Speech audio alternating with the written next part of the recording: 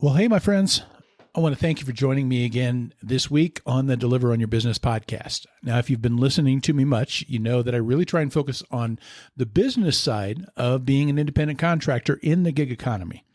How can you approach this as a business, and how can treating this as a business help you? Now, this episode, you could probably tell already, is going to be very different. You notice, didn't have the intro music or anything like that, just me chatting with you. And today I'm going to talk more about myself than I think I normally have and get into some things that are a little more personal than what I've done before. But my point here today isn't to be about me. Ultimately, it's still about you, and it's about what you can do with where you are now and how can it fit into the bigger picture. Now, I tend to talk, mostly about delivery work in the gig economy, especially DoorDash, Grubhub, Uber Eats, once upon a time Postmates before they got swallowed up. And, the thing that I do a lot of times is I talk about how this can all be a gateway drug. And what I mean by that is how can it give you a taste of being your own boss? And the thing is like if you embrace this whole thing, that you're performing services for these companies as a business and not as an employee, if you really take it to heart, I think, if you really embrace this, I think that this could be the type of thing that can take you on to something greater. Now, I know that there's a lot of areas where a lot of people are going to say, hey, this is not really running a business, You never really created a business plan. You never put together your own model or anything like that. It's not like you created a business. And the truth is that these gig economy companies, they still want to control the process. They want to try and control what you're doing in a way that I believe is inconsistent with their claim that they're just contracting with you as a business. In my opinion, they are not genuine about that type of a relationship. But the thing is, if you've listened to me enough, I'm a huge believer, a very firm believer that kind of thing doesn't have to limit you. You don't have to be limited by what they're doing. You don't have to be limited by some of the things about this that might not feel like it's being a business. I think you can still, it really has as much to do with your attitude as it does anything else. It has as much to do with your mindset as it does anything else. And if you really embrace the idea that, yes, you're running a business, you're running a business. And if you really decide that, no, it's not really a business, then you know what? You're an employee. And honestly, if that's the case, I think you should quit. Because otherwise, you know what you've done? You've signed up to be contracting as a business. You've signed away your rights to be an employee, but you're still acting and thinking like an employee. And that's on you, my friend. But anyway, I really believe, though, that if you decide that you are running a business and you treat it like a business, then you can have a lot more control than you realize. Folks, for nearly 4 years now, these companies have done nothing but drop the pay. They've reduced the base pay. They've changed the formulas. They've been dropping pay consistently over 4 years. And yet each year I'm making more for the amount of time that I'm putting into it. And it all really has to do with me taking control.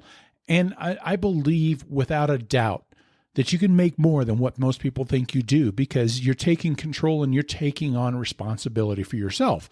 And the thing that I'm getting at is this is what I mean by being a gateway drug. If you can thrive in this environment, if you can do really well in this environment, in spite of what's going on around you, if you can take this seriously as a business and you get to the point where you just, you know what? They can't victimize you by the things that they do because you've taken responsibility for yourself. If you can do all of that in this environment, that tells me that you can take it to the next level, that you've got what it takes to do more with something in who knows what area. Where do you want to go? And are you looking at possibly going into business for yourself in some other way? See, the way I look at it is you're getting a taste of running a business. You're getting a taste of what it is to be on your own, to be in control. And now the question is, where do you go with that? When do you take the next step? What is next for you? And see, this whole thing is on my mind right now because of my whole process and where I am right now. I hinted a little bit here or there at different times about some of these things, but today I kind of want to share my story.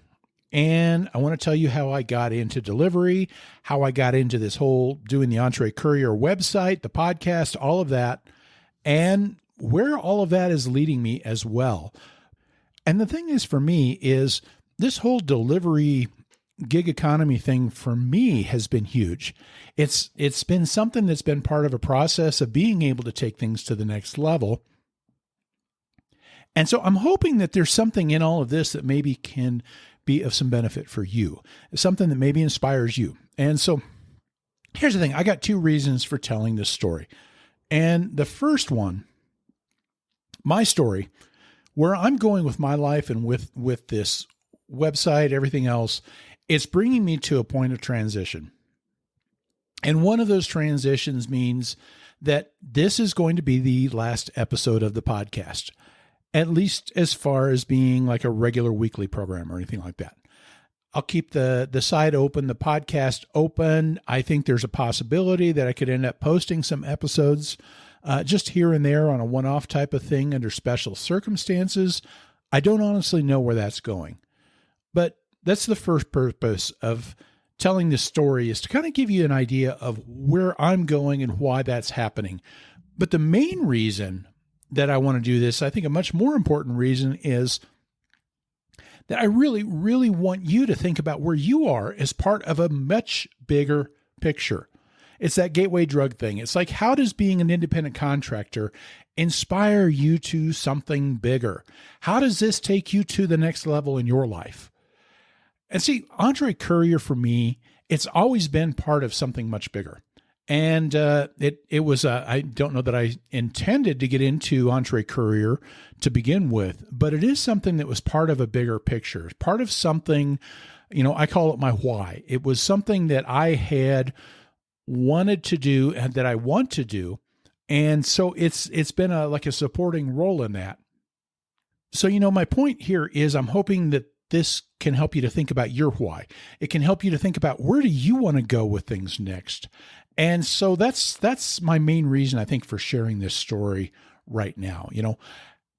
Where do you want to go and how do you get there? So what I'm going to do is I'm going to tell you a little bit about how I started this website and how that brought me to where I'm at right now to make this change, talk about where I'm going next. But I don't want this to be about me as much as, what does this kind of story mean for you? What is it? What's going on in your life, and where would you go with any of that? That's the most important thing to me. What is your story? Where is your story taking you? And so maybe, I guess, kind of to start this whole thing, I would just ask you this question. Do you ever feel stuck? Do you feel stuck right now? Do you feel like there's got to be more to life than what you're doing right now? I mean, I know that it's hard to find purpose out there in just schlepping food or groceries or packages or whatever from store to customer, or just driving around all day with people in your car or something like that. I think there's things, of course, that can be enjoyable. I've always enjoyed, in the 4 years, nearly 4 years at this, I've always enjoyed the process. And it has never really gotten old for me. And that's kind of amazing for that amount of time. But I don't know, do you ever get to this point where you just feel like there's got to be more to life than what you're doing? And I ask you that question because my story kind of starts with that feeling. And it was a feeling, though, that I had, many years ago. I worked in telecom. You've heard me talk about this. If you've listened to me much at all, I've shared a lot of stories and a lot of lessons from my days in telecom. But I worked in telecom for years. My dad and my brothers and I, back in '93, we started a little telecom company. We sold telephone systems and we sold long distance service and internet services and all these different things. So, when my wife and I were married, we were an eHarmony success story. We met on eHarmony and everything like that. She was in Denver. I was back in Nebraska. We decided to move out here we'd make our home out here in Denver. And so when I moved out here, I just kind of naturally kept up with that telecom career. And for me, telecom was I think a lot of people look at kind of this delivery thing. I enjoyed it. I was good at it. The mix of meeting with customers as well as the technology. It was a real good mix for me. So I never hated it anyway. But I still had this point where, well, I never got to a point where I just like dreaded Mondays. Sometimes, you just kind of feel like your job can be just a soul sucking type of thing. And it never got to that. But there was this growing sense that there just had to be more to life than putting phones on people's desks. You know what I'm saying? And it just, I don't know. It was just kind of this feeling like, I don't know, I was stuck in a rut maybe that I don't know. All I was doing was go to work, come home, do stuff with the family, go to bed, rinse and repeat day after day. And there just didn't seem like there was anything more to it. And it just felt like there has to be more to life than that. So I don't know if you ever get that feeling. Maybe you're there now. I don't know. And if you've been there, you kind of know that sense that I've got, right? And I started just looking around and I started thinking, well, where would I go then? And everything that I'm hearing and everything that people were saying and everything that I'm reading, everybody was just talking about, the thing you want to do is you want to get into something that you just love doing. Do what you love and follow your passions, that type of thing. And I'm thinking, great. Thanks for the great advice. But I'm thinking, since you got it all figured out, maybe you can help me out here. What exactly is my passion? And I think that's where I was stuck. I think that was the part. It was kind of hard to get to that point and that realization that I'm just like, I'm doing this job and I'm going through the motions. And I think that's kind of where I felt with my life was I just was stuck. I was existing. I'm doing the day to day work, family, sleep, work, family, sleep. And honestly, I got to a point where I don't know how I got there. I don't know when I got there, but it was just, I think it was several years in the making, but it was just kind of like, I didn't even know what I was passionate about. I don't know if I had any passion. And at that point, I kind of decided, you know what, my passion is to discover my passion. Have you ever been that point where you don't even know what you really care about? You don't even know what you love to do?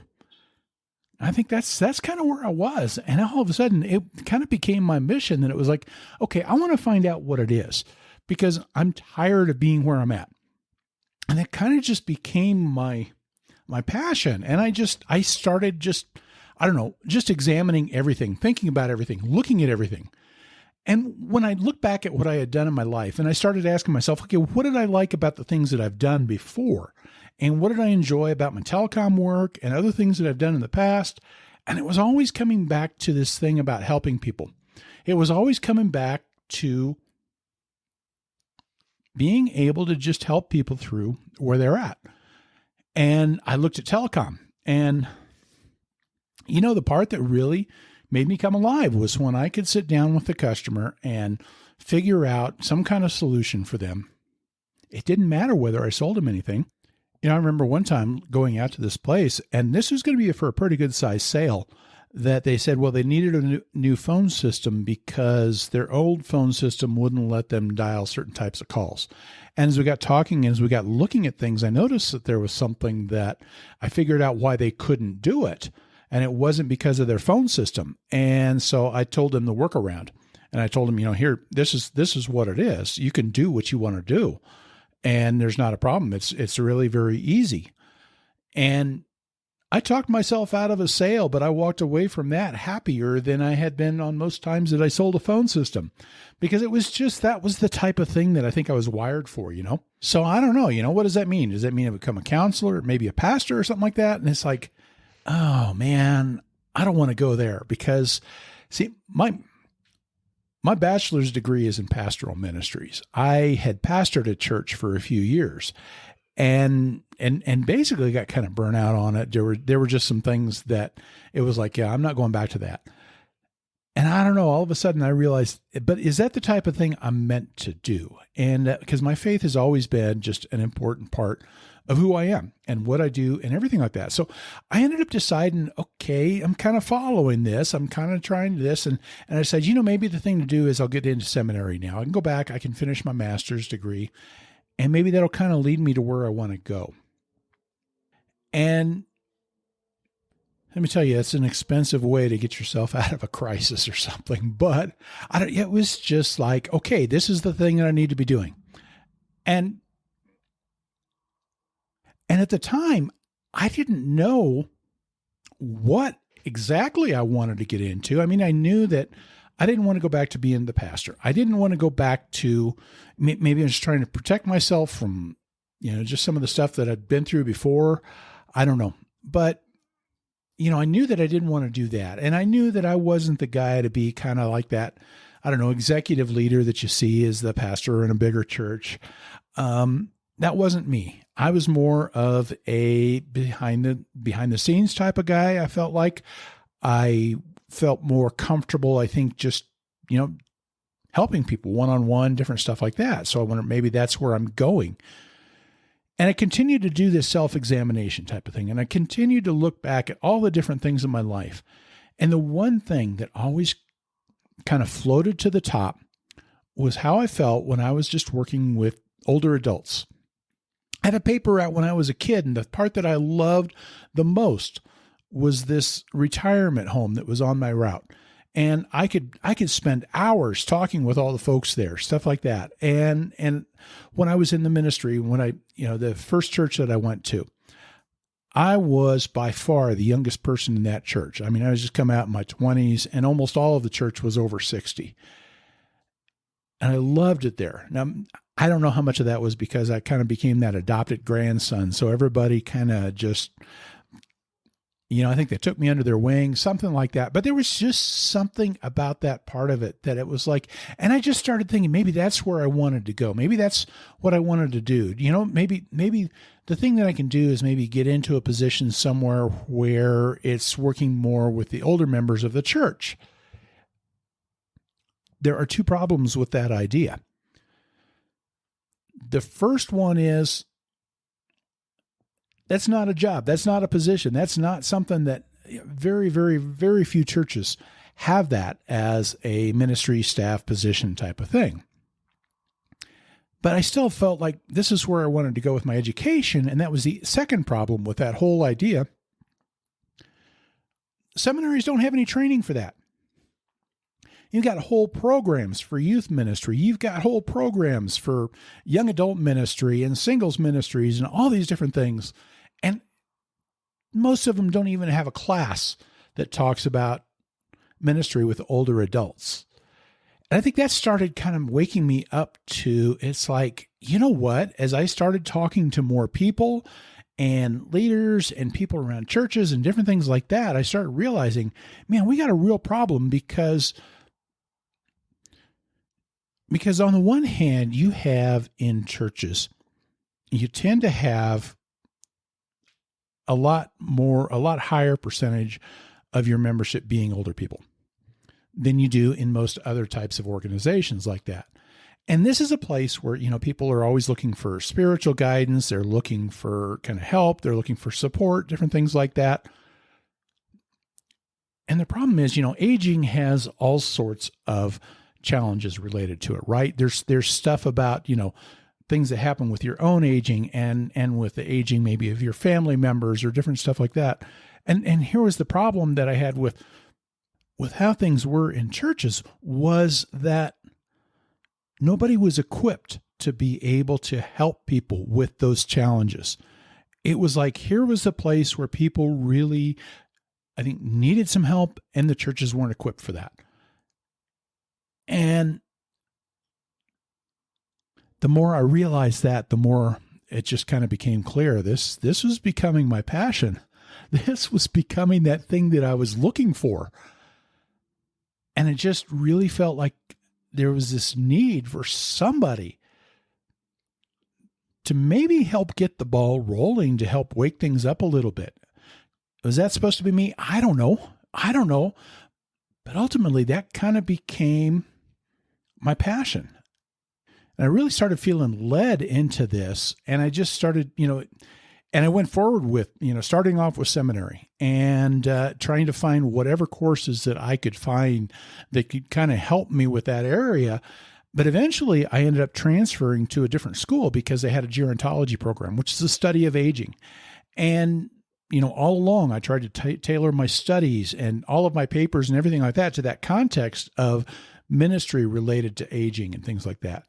So I get my master's degree in something that I kind of self-tailored to something where there are no jobs. That's kind of a problem, right? and yet I didn't care. I didn't mind. It was like I still knew where I want to go with things.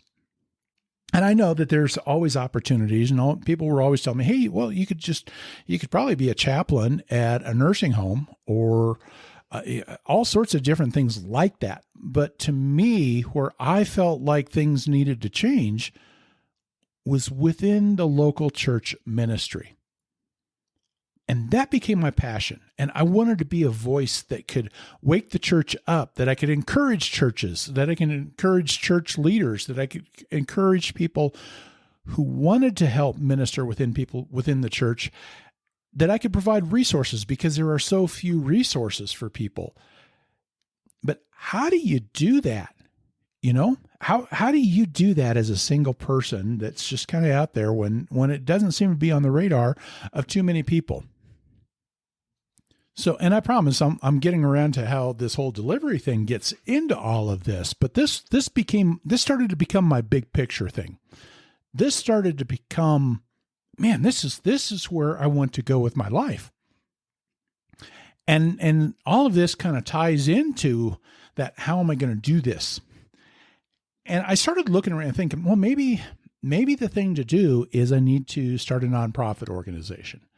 And, I'd have to go out and do a lot of fundraising because, if there's not a job there, then maybe I create my own, do some fundraising, different things like that. But, here was the thing with this. While I was taking classes, I had started volunteering for this little bicycle-based nonprofit.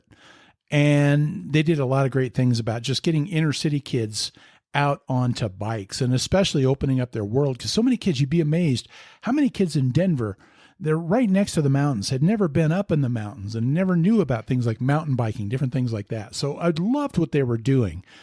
And there was a point where there were just some things where they needed some help with the business side of things, and I could help with that. And I ended up working for them for a couple of years as the business manager. And here was the thing, though, that I got to understand about the nonprofit world. And it is like, there is so much involved with being nonprofit that isn't related to the things that you want to do, because now you got to have, you got to operate the business of doing it, and you've got to fundraise, and you've got to do all these different things that really get in the way of doing what you want to do. And I just like, I don't want to be a fundraiser. And I think there are ways that I could do something that, you could bootstrap it or something like that you could do something without having to go through all that rigmarole. And that's what I had kind of decided I wanted to do. And all during this time, I'm starting to pay attention to some different things out there. I'd always been a fan of Seth Godin, for one, and his book Tribes. Tribes was a great book for me. It was like the right book at the right time. There was another book by Michael Hyatt called Platform, Get Noticed in a Noisy World. And I realized I'm kind of this, I was always kind of a website geek anyway. I had built a little college football website in the past that actually surprisingly got a little bit of traction. It was a quirky little thing, but, and I'd always been kind of like, I'd blogged about a couple things here and there. And I just realized maybe, you know what, this is the new reality today, is that one person can actually reach out to a lot of people and make a difference to a lot of people without all of that expense and investment and all those things that usually go into stuff like that. And it's like, this is the way to do it. Ultimately, And ultimately, it's kind of what I figured out that I want to do is to be able to make a difference, to be able to reach out, to get a message out there. And I can do that with my own platform. I can create a place where I could probably bring people together that are involved with older adult ministry. I could create a place, that you could gather resources, ideas, that people could share stuff like that. And you could do it without having to raise a ton of money. It was just going to take some time. And, oh, by the way, I was going to have to figure out how to do all that. That's part of the deal, right? And it was around that time I just decided, okay, all the stuff that I want to work on, it's time to leave the nonprofit and give myself time to start working on things, to start planning, different things like that. And see, this is where the gig economy came into things for me, because I'm not independently wealthy. I can't just quit working. There are bills that have to be paid. And so I'd go out and do some deliveries and things like that. But at the same time, I'm sitting there trying to work on this idea, and eventually just started developing that, churches need to be better at two things. One is helping their members know the kind of resources available that are related to aging. And two, just be better at integrating all the generations together. I honestly believe that our generations need each other. You know what? I had older people that came into my lives and made a huge difference. And I just think we need each other. And nowhere is that more true than within the church. And I came up with this acronym. It was a Paradigm: Provide Age Resources and Develop Intergenerational Ministries. And that kind of became the name of what I'm wanting to do. I called it the Paradigm. And when you got two things together like that in math, when it's the same thing next to each other, it's squaring it, right? So I called it Paradigm Squared. Anyway, that's what I came up with. And that became my passion. That became this is what I want to do with my life. I want to build this thing. I want to be able to reach out this way. Part of it is I've got to learn how to do it. And two, it just has to be done, right? And like I said, I took on delivery to start paying the bills. And I first picked up Uber Eats, and the first several deliveries, I was not making any money. It was unbelievable. It dawned on me that it's like, oh my gosh, I'm acting like an employee here. I was taking every delivery. I was thinking like, oh, what's going to make Uber Eats happy with me or something like that. It's like, I realized that's not going to work that way. And the worst thing was I'm looking at myself saying, you idiot, you know better than this. I've been an independent contractor and other things. I've run my own business before. And when I was the business manager at this nonprofit, they were using independent contractors for some things. And I was constantly warning them and just saying, hey, we can't do this, we can't do that, because they are not employees. We can't treat them like employees. And so I knew everything about what you could do and what you could not do with independent contractors, but I wasn't applying that to myself. And I wasn't taking seriously that I'm running a business. And when I made that paradigm shift there in my delivery work, everything changed. And all of a sudden, I'm making more money than I ever thought that I would possibly make doing delivery. I ended up getting to a point where I'm making more money than I was making as a business manager for a nonprofit.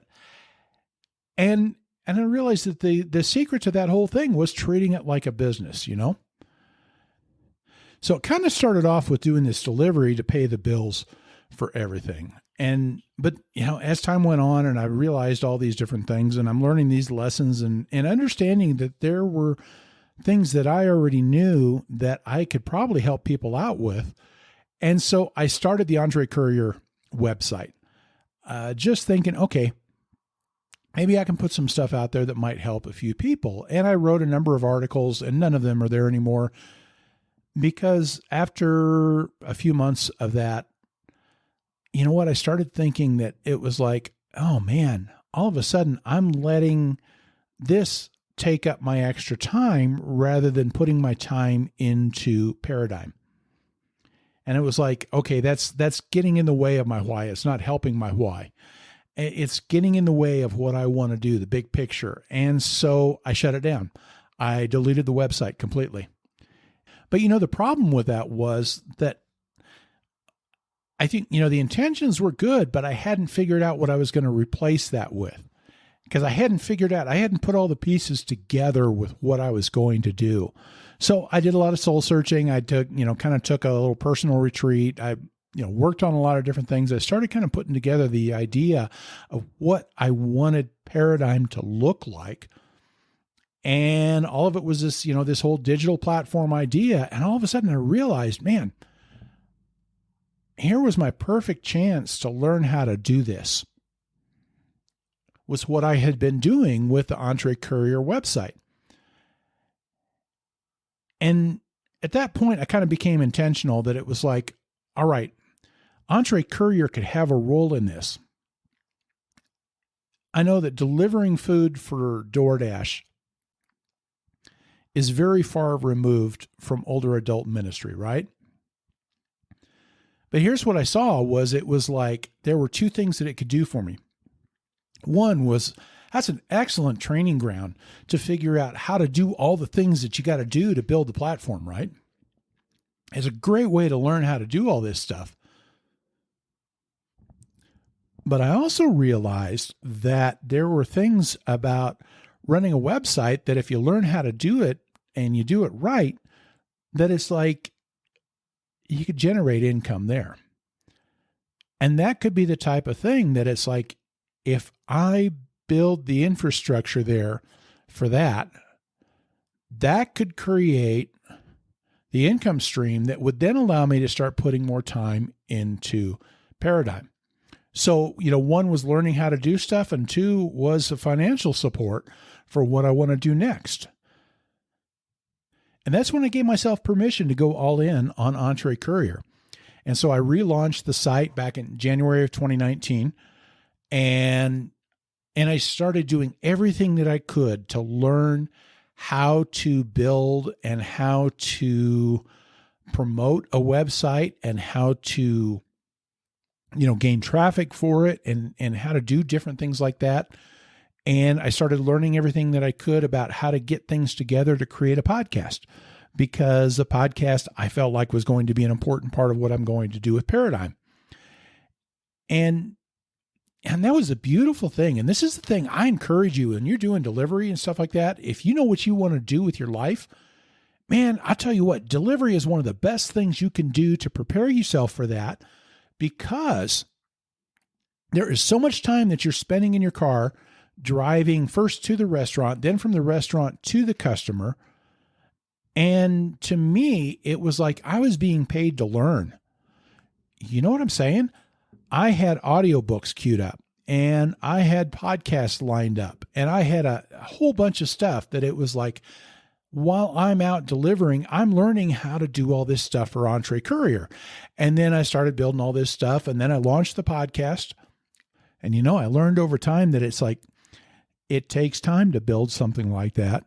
But when you put the time into it and when you do the work consistently, that kind of thing builds up and all of this. And it's just been amazing to see what has happened with this. And there were areas that I never expected Entre Courier to go, or that I expected would be as successful as it's been. But where it's been really successful has been the written stuff, the things on the website. And I think when I first went into it, I was thinking almost more in terms of kind of a personality-based type of thing. And maybe because I had done a lot of research, trying to figure out different things about different delivery platforms. And so much of it came from YouTube and stuff. And everybody was trying to do stuff, personality-based. I thought, well, maybe that's what I've got to do here too. And ultimately, though, what I started finding out was that it was more like, no, if I'm putting up good information out there and I'm putting it up there in the right way, people find it. And so, the funny thing is with the podcast, I've gotten to, now get maybe about 200 listens per episode. That's not a lot. On the website, I've had 1.4 million page views in the last year. And that's where it's like you start learning all those different things at work. But that's kind of what's happened. And so what has happened now is, and then the pandemic came along, and that just throws a wrench into everybody's lives, And it also makes you start thinking through a lot of things. But there was a while where it's just kind of like, okay, you're just getting through it. But it's also the kind of thing that, that's the big event for most of us in my generation and a lot of generations after. It's like, that's the big deal. And it's the kind of thing that really makes you think about life. It recenters you. It's either it makes you numb or it makes you start thinking.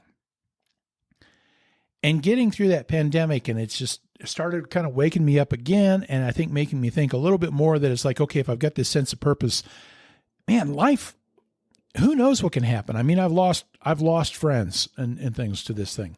So it is the type of thing that it just says, it says that there's no guarantee in life, is there? And so it's like, if you want to get on with something, then you got to get on with it. And I think that's kind of where it's got me to. And there was another thing that happened as a result of all of this, though. We get through the pandemic and stuff, and my wife and I have always had this feeling like one day we want to get this place out in Lake City, Colorado. It's just our favorite place to go. And there's a part where it's kind of like, with this pandemic, with everything going on, and you start saying, you can't make it one day anymore. If you're going to go after it, then go after it. And we realized that we could do that. The amazing thing is in Denver, crazy thing is housing has just taken off. And we realized that with the kids moved out, we could downsize on our house and basically, get a small place here in town and go after what we want to get out there. And it was like, okay, let's do this then. We just decided, you know what?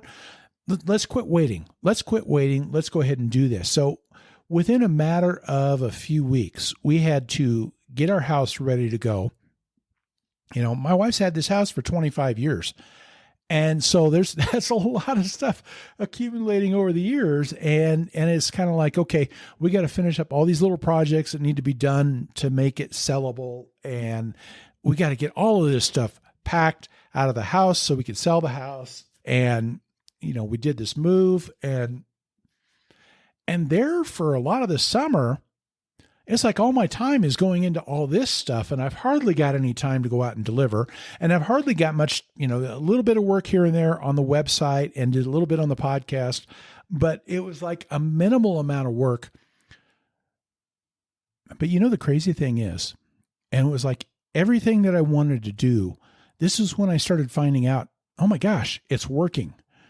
Because last summer, the traffic on my website had grown to the point where I qualified for, a certain advertising provider. And so I started doing that and actually, earning money from this. And all of a sudden, I was taking this huge amount of time off to work on this stuff about getting the house ready to move and the moving and all of the stuff with that. And it wasn't changing anything financially. That the website, even without me putting as much time into it as I wanted to, was letting me take that time off to do that. And that was my wake-up call. It was like, oh my gosh, it is doing exactly what I said that I wanted it to do. The website is supporting me for this stuff. It has trained me. It has given me the training to do. And it's almost like, God is just saying, see, you can put that time into Paradigm now, can't you? And it was like, I don't know, it was an eye-opening thing that I thought that, okay, I'm going to need to do this and this and this to be able to be there. And I all of a sudden realized I'm there.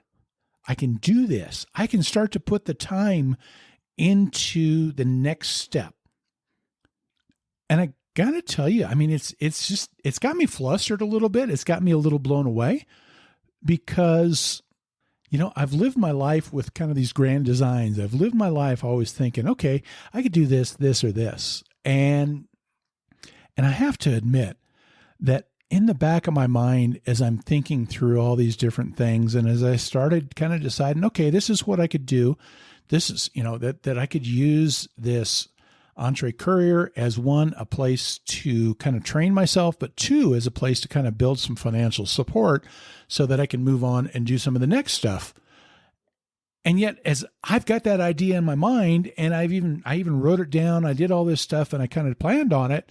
But in the back of my mind, I got to admit that I'm still thinking, yeah, that'll probably never happen.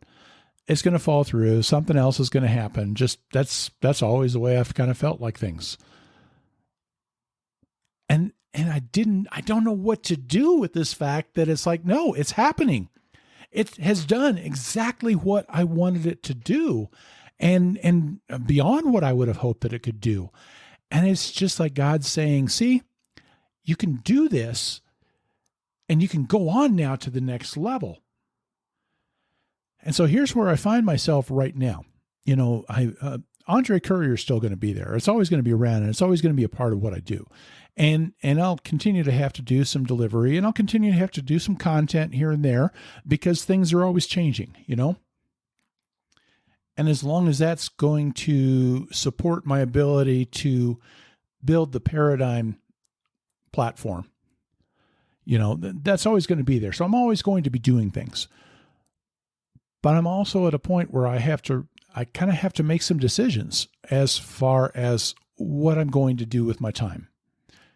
I still need to go out. I still need to continue doing deliveries so that I can stay relevant with Entre Courier, so that I can know what's going on out there. And so that's always got to be there. And ultimately, I realize the content on the website is the part that is effective. That's the part that is really, really making a difference. And I've always hoped that everything that I do on this podcast makes a difference. That's what I want to do with this is just to be able to provide stuff that can help you out. But the reality is that, one, it's not reaching as many people. You're one of maybe between 100 or 200 people that will listen to this. And, even if it's helping one person, I know, yeah, that's good and that's great. And I'm thrilled to death. And it's been worth it. If that's all it ever helped is just you, it actually has been very much worth it. But there's also a point where it's like, okay, if I'm going to help people with Entre Courier, I've got to if I'm going to have a little bit of a limitation on my time, then I've got to start making decisions. And so at this point, I will probably end up, I put a lot of time into coming up with the episodes and just the time involved to produce the episodes and to edit them and to get them all up and everything like that. And that's just part of one of the things that I've got to kind of decide what I'm doing. So that's where everything is going with the podcast, is that I need to kind of focus my time more on the website. And while at the same time, I guess, while I want to kind of get things off the ground now with Paradigm. And it's time to quit planning and time to start doing. And I got to admit, I'm getting a little emotional right now about thinking about stopping the podcast, because I've had a lot of fun with this and everything. But it is kind of one of those things that I can't tell you how excited I am to be moving on with where I want to go. And the whole point in all of this, the whole point and the whole reason that I'm telling this whole story, besides just kind of just doing a 45-minute, as I'm at about the 45-minute point, a 45-minute excuse as to why I'm stopping the podcast. It's not about that really, as much as it is about, here's the thing that has blown me away, is that I went into this with the idea of it being part of a bigger picture. And when I've kind of stuck with that, it is just so amazing how it has actually turned out that way. And one of the things that I've often said is, one is lean on your why. And if you don't know what your why is, get to know that why. And and two is kind of this idea of an exit plan. Where are you going to go next? Because the thing is, to delivery to me is, I have never at any point felt like delivery was something that was just, I'm just doing delivery. I'm just a delivery guy.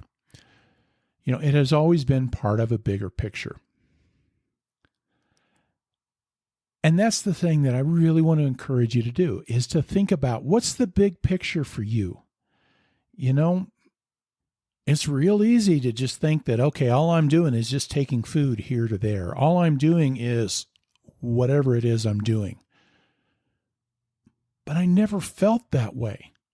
Almost 4 years doing this kind of thing full time.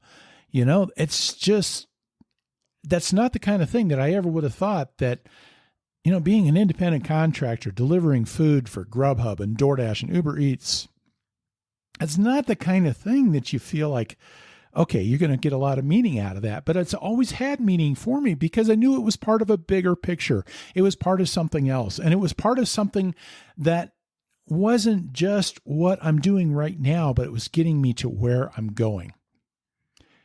And, the thing is, it was like a snowball. It started off, I wanted to know what my passion was. And then I began to discover a passion. And I'll tell you what, when you ask for something like that, sometimes it can scare the bejeebers out of you and then you start to find out. And then it's like, oh man, what do I do with this? But I started to discover that passion, and then I just started moving towards that passion and working towards that. And I followed that, and I followed it to some very unexpected places, including this podcast and including this website. But now it's got me in that spot where it's like, okay, and now I can take that next step. And my whole point, my whole reason, and really going into all of this is I want that to be you. I want you to go there with your life. I want you to be able to say, not just I deliver, but it's like my delivery has a purpose. You see where I'm going with that? That I do rideshare. Well, my rideshare work has a purpose. I'm a janitor. My janitorship has a purpose. You know what I'm saying? Anything that you're doing, it's like, where's that taking you? If it feels like where you're at, you're stuck, then I'm hoping and praying that you can find like a bigger picture, And I want to ask a question. And I really want you to think about it. And that question is, where do you want to be in your life? Where do you want your life to take you? And I know that's a hard question to ask. I know that there was that point in my life where, man, I didn't want anybody to ask me that because I knew I didn't have an answer. But I think it was because I wasn't willing to ask that question that I was at a very stuck place in my life. And I don't want that for you. I'm hoping that maybe you've already got that big picture in your mind. And, there are a lot of people that listen to this. This is a full-time gig, doing your gig economy stuff. And that's all you do. And there's some people that, there are a lot of you that this is like an add-on to something else. And I really hope that there's a purpose behind that. But I really do. I want to beg you to stop and think about this question. And if you got to stop this recording, just so you're thinking about it, and just give yourself time to wrestle if you have to, pray if you're a praying type, give it some serious thought. What do you want your life to look like? Where do you want it to go from here? Think through that and grow this big picture, paint the big picture if you have to. And honestly, if you don't know where you want it to go, that's okay. I was there. I didn't know. And that's why I said my passion became figuring out what my passion was, that it was like, I wanted to get past that point. And it was really only after I gave myself permission to get past that point, that things started to change. And oh my gosh, if I hadn't gone through that process, I don't know how well I'd have gotten like through the pandemic. I don't know that I could have survived doing delivery for 3 or 4 years like that. And for however many years they'll continue to do delivery. I think that'll always be a part of things. But maybe not always, but for a while, I don't know that I could have done that if it wasn't part of a bigger picture.